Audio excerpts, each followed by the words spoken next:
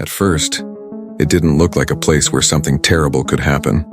Hidden deep in the jungle, far from cities, far from noise, it felt quiet, almost peaceful. The kind of place people imagine when they want to escape the world. Start over. Build something new. No distractions. No outside pressure. Just a small community, surrounded by nature, living together. And that's exactly what it was supposed to be. This was Jonestown Massacre, a settlement built on belief, on trust, on the promise that life here would be better than anything left behind. The people who came here didn't feel like they were running away. They believed they were moving toward something meaningful, something safe. But the truth was something else entirely. To understand how this place became what it did, you have to go back. Not to the jungle, but to where it all began. Because nothing like this happens suddenly. It builds slowly, quietly, step by step, until people don't even realize how far they've gone. There was a man, Jim Jones. At first, he didn't seem dangerous. He spoke about equality, about justice, about a better future. He brought people together. People who felt ignored, overlooked, disconnected. He gave them something they were missing, a sense of belonging. And when people find that, they hold on to it. Because belonging is powerful. His organization, the People's Temple, began to grow. More people joined. More trust was built. And slowly, without anyone really noticing, that trust began to shift into something else. Dependence. At first, the changes were small. More meetings, more rules, more expectations. Nothing extreme, nothing that felt wrong. At least not immediately, but over time, the tone changed. His voice became stronger, more demanding, less about ideas, more about control. And still, people stayed. Because when you've invested time, belief, emotion, walking away becomes harder. Then came the decision to leave, to move everything far away, to build something new, somewhere isolated. And that place was Guyana. Deep in the jungle, Jonestown was built. At first, it felt like success. People worked together, lived together, shared everything. It looked like unity. It looked like purpose. But underneath, something was changing. Control became stronger. Information from the outside world was limited. Communication restricted. And slowly, the connection to reality began to fade. Because isolation changes perspective. When you're cut off, you stop comparing, you stop questioning, and that's when control becomes complete. Life in Jonestown became strict.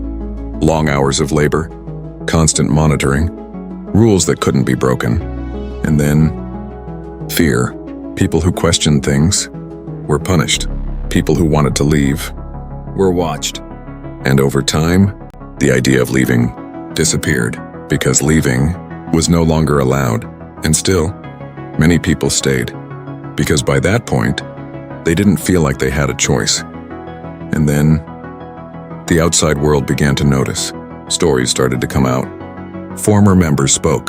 Concerns were raised. Something didn't feel right. And eventually, someone decided to go there. A U.S. congressman, Leo Ryan, arrived in Jonestown. At first, everything seemed normal. People smiled. They performed. They said they were happy. But it didn't feel real, because beneath the surface, there was tension.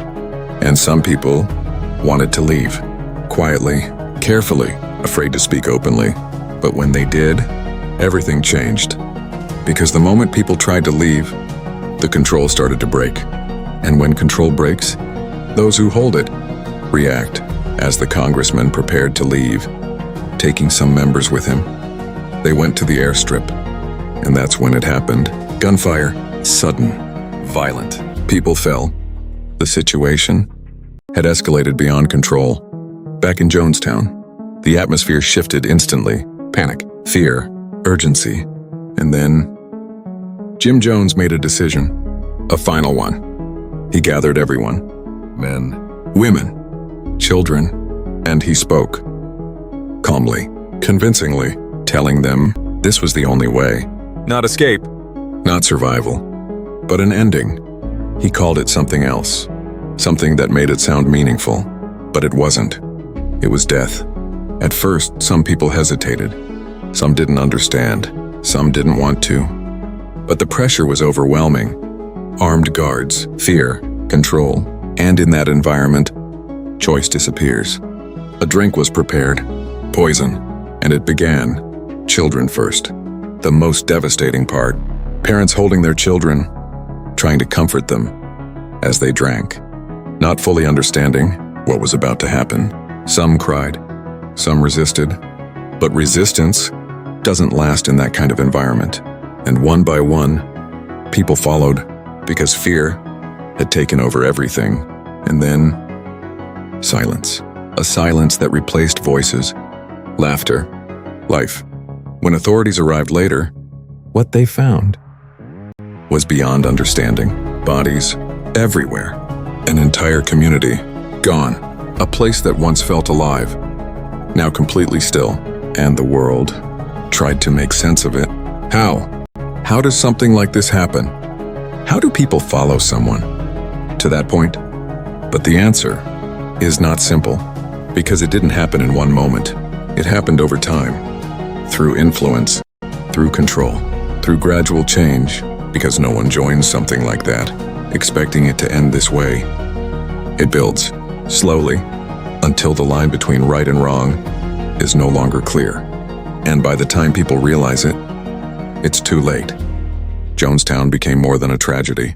It became a warning about power, about influence, about how easily people can be led when they believe they are following something good. Because in the beginning, it didn't feel dangerous. It felt like hope. And that's what makes it so powerful, because the most dangerous situations don't always look dangerous. Sometimes they look safe. And if this story makes you pause, even for a moment, that's because it should. Because it reminds us to question, to think, to stay aware. Because history isn't just about what happened. It's about understanding how it happened and making sure it doesn't happen again. If you want more stories like this, real stories, powerful stories, the kind that stay with you long after they're over, then stay here, because the next story might be even more disturbing than this one.